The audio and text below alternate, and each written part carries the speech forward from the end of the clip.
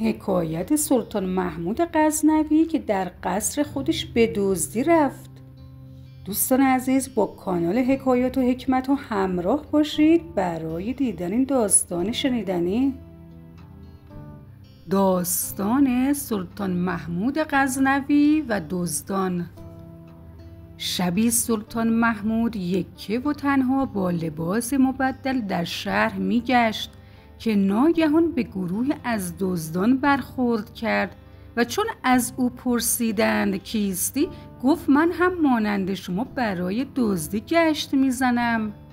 یکی از دزدان برای امتحان شاه گفت رفقا، بهتر از هر کدام از ما هنر خاص خود را بگوید. یکی گفت هنر من این است که زبان سگ را درک می کنم. دیگری گفت هنر من این است که هر کس را در شب تاریک ببینم او را در روز نیز خواهم شناخت، گرچه سر و وضع خود را تغییر داده باشد. سومی گفت قدرت بازوی من در نقب زدن نظیر ندارد. چهارمی گفت هنر من این است که اگر خاک را ببویم میفهمم که در نزدیک آن گنج و معدنی هست یا نیست. پنجمی گفت من کمند انداز ماهری هستم و دژهای سر به فلک کشید را با کمند تسخیر می کنم. آنگاه نوبت به سلطان محمود رسید. از او پرسیدند رفیق، حالا بگو ببینم تو چه هنری داری؟ سلطان گفت هنر من در ریشم خلاصه می شود.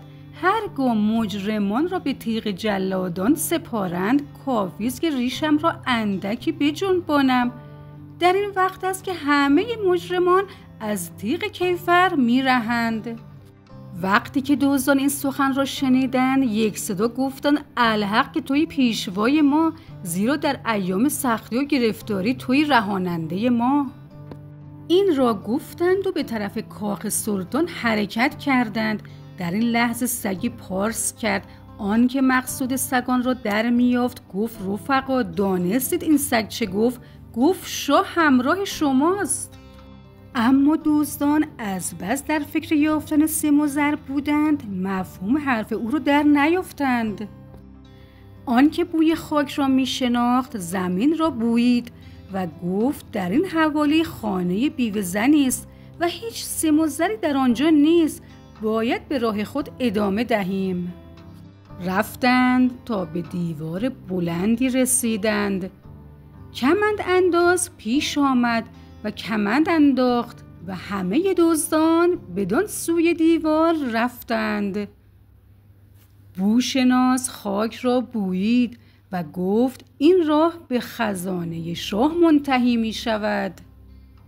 بلافاصله نقب زن دست به کار شد و نقبی به خزانه شاه زد و همگان به دانجا در آمدند و هرچه سیم و زر و جواهرات و جامه های فاخر بود برداشتند و بردند و در خانه های امن خود پنهان شدند.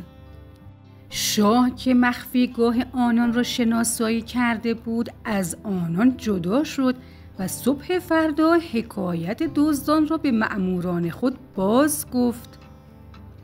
مأموران رفتند و دزدان را دستگیر کردند و به کاخ شاه آوردند و مقابل تخت شاه به صف شدند. در این لحظه خطیر آنکه هر کس را شب میدید روز در هر لباس و قیافه بازش میشناخت در همان دم شاه را شناخت و با تضرع بدو گفت شاها، وقت آن است که ریش رحمت و عفت را بجنبانی و ما را از کیفر برهانی. و بدین ترتیب دزدان از کیفر رهیدند. دوستان خوبم، شما چه فکر میکنید؟ حتما نظرتون رو برای ما کامنت کنید و داستانهای جذاب بعدیمون رو ببینید و بشنوید.